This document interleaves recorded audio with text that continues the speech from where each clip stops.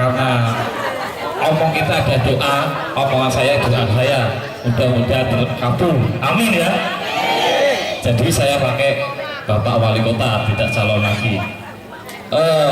Sambutan dari Bapak Wali Kota kita, Bapak Sigit Ibnu Nugroho kepada Abdul Rahman.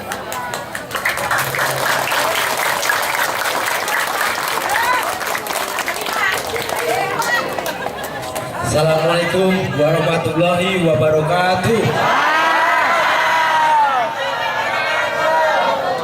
Bismillahirrahmanirrahim. Alhamdulillahirabbil alamin. Wassalatu wassalamu ala asrofil anbiya'i wal mursalin wa ala alihi wa sahbihi ajmain. Amma ba'd. Yang saya hormati Ketua Koorcam Tugu Bapak Haji Ibad, yang saya hormati Koordinator Kelurahan di Kelurahan Wangkang Wetan, yang saya hormati para alim ulama, sesepuh, tokoh masyarakat di lingkungan RT 7 Pak ya? RT 5 RW 7.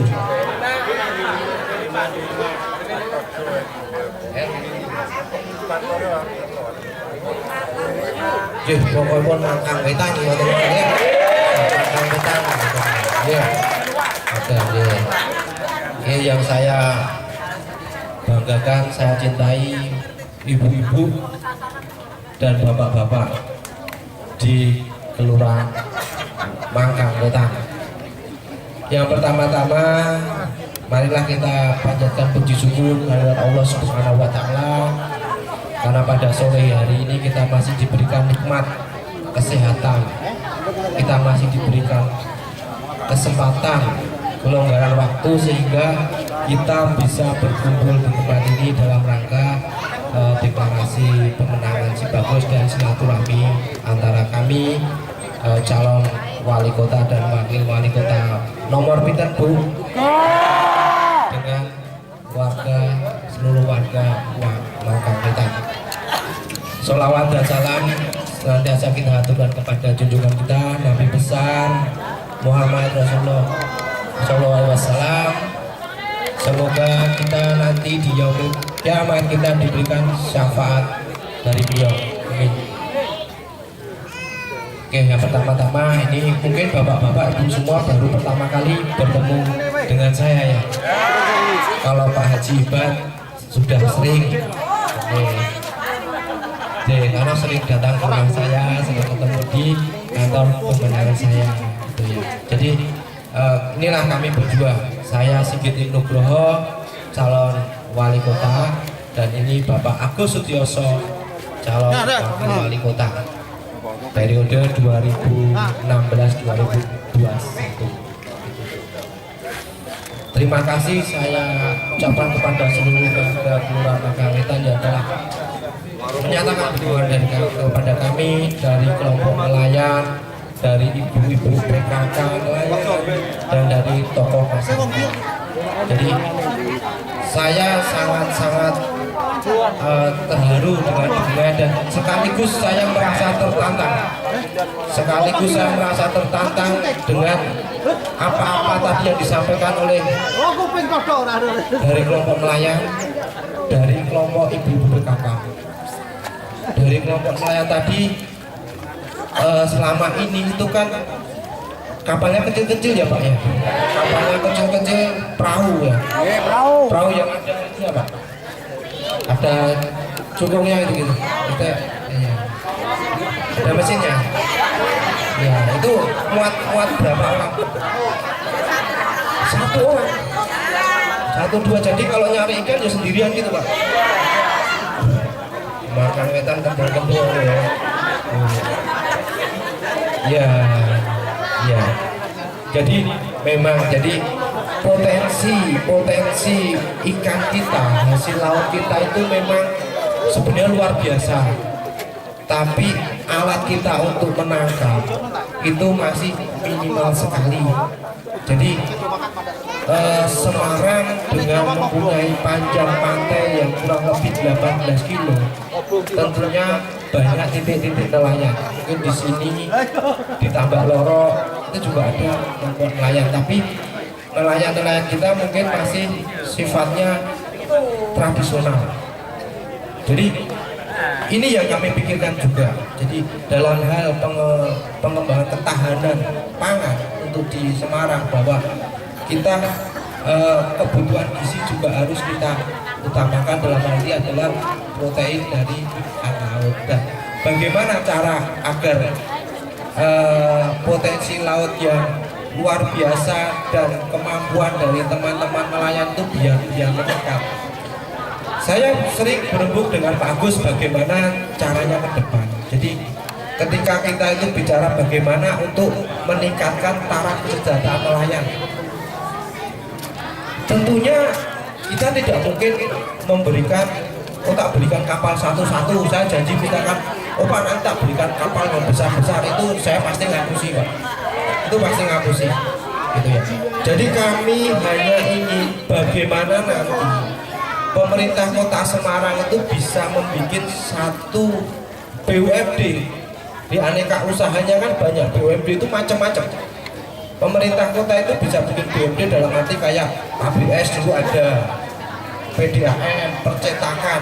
Nah, bagaimana kalau kita itu juga membuat satu katakanlah BUMD yang berkaitan dengan nelayan. Misalkan kita bikin pengolahan ikan, kemudian kita siapkan kapal.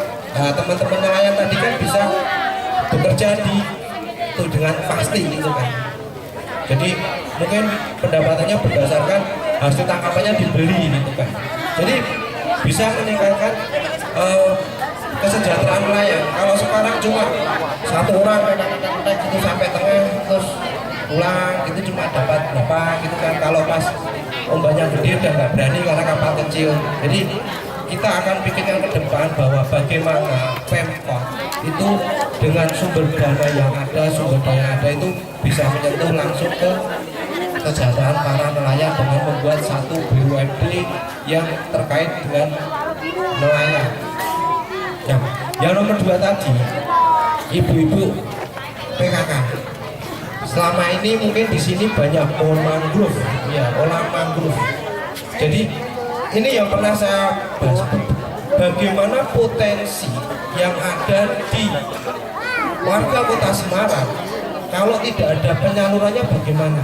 Nah, produk-produk tadi, produk-produk baik barang souvenir ya, dia bisa souvenir, bisa olahan makanan dari buah mangrove. Nah, sekarang poinnya apakah dijualnya bagaimana? Nah, dijualnya bagaimana, pengembangannya bagaimana. Jadi cara pengembangannya pertama adalah kita harus meningkatkan potensi industri pariwisata di Semarang. Jadi kami berdua, saya Pak Agus Gonto, sudah punya konsep bagaimana potensi pariwisata di Semarang itu harus kita genjot lebih. Selama ini orang datang ke Semarang, datang terus balik lagi. Urusan bisnisnya selesai, balik lagi. Karena apa? Termasuk teman saya ya alhamdulillah cilik-cilik ini saya pengusaha. Ini saya punya usaha dan teman saya banyak datang dari Jakarta, Surabaya, Bandung, kadang dari luar negeri. Tapi ketika saya katakan nginap dulu di Semarang, nanti kita muter-muter objek wisata, jawabannya yang mau dilihat di Semarang saya lihat lawang saya gitu kan, gitu apa tuh kuda suruh liatin terus gitu kan, gitu. Terus misalkan ke Sampokong gitu ya, saya ajak ke Sampokong, kalau teman-teman saya dari Chinese gitu kan, lo Sampokong ini ada dulu cekbonya, ada Sampokong, komentarnya targetnya lebih mahal daripada tiket masuknya ya gitu. Komentarnya seperti itu. Jadi itu tidak masalah, tapi kita harus mengembangkan lagi, karena kalau lihat Sampokong setengah jam selesai gitu kan, terus pengennya pulang gitu kan. Terus kemudian ketika misalkan bicara masalah kuliner yang spesial di Semarang mungkin tidak terlalu, namanya cuma lumpia sama bandeng presto gitu kan. Ya kalau lainnya kan masih belum ada. Ya jadi kalau tadi ibu misalkan olahan dari buah mangrove, atau mungkin saya juga kemarin bertemu dengan teman-teman, saya bilang begini, itu buah rambutan itu kan bisa diolah. Kalau pas panen besar, buah rambutan itu kan melimpah, nggak ada harganya. Opone sing nang lotok gitu. Wis buang aja kan. Nah, sebenarnya bisa diolah menjadi kayak apa itu ya, rambutan kurma itu. Jadi kayak manisan begitu toh, kemudian kita packing vakum itu kan, nah itu kan belum ada itu.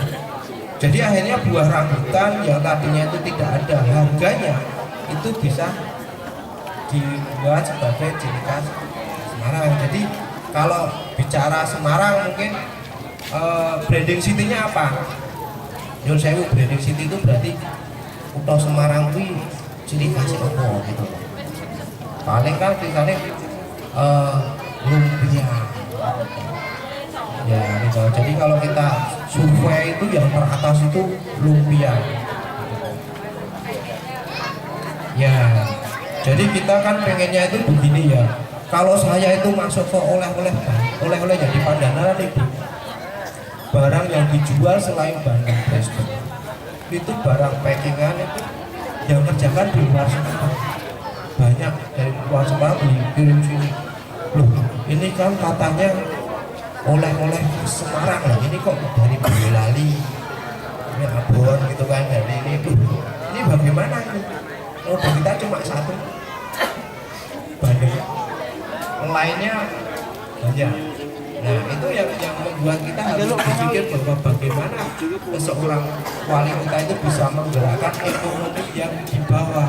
Jadi kalau misalkan ibu-ibu, misalkan bapak-bapaknya lagi gitu ya, daripada di rumah ngapain kan harus ada pekerjaan sambil duduk ngobrol, akhirnya dapat tambahan penghasilan. Nah, cara menjualnya produk-produk ibu nanti itu caranya kita sudah pikirkan juga itu dengan meningkatkan potensi pariwisata. Saya ingin membuat satu potensi pariwisata di laut dalam arti pantai. Jadi karena pantai, ya pantai itu kan pantai kita itu kan harus kita punya, iya punya wisata pantai. Ya kalau misalkan kita bicara kayak Ancol ya mungkin terlalu mulu saya bicara mesti ngakusi ya kayak gitu. Tapi kalau cuma kayak Carita kan tidak terlalu susah. Di pinggir ada nanti ada selain wisata pantai ada kulinernya, ada souvenirnya. Nah kan bisa gitu. Jadi misalkan souvenirnya apa? Dari mangrove. Oh kerajinan dari bahan mangrove itu bisa akar bahan, bisa mungkin kayak warak mendong apa, saya kurang tahu. Kalau yang dari bahan mangrove itu bisa diolah seperti apa saya kurang tahu. Tapi intinya apa-apa yang ibu hasilkan itu bisa mempunyai nilai jual.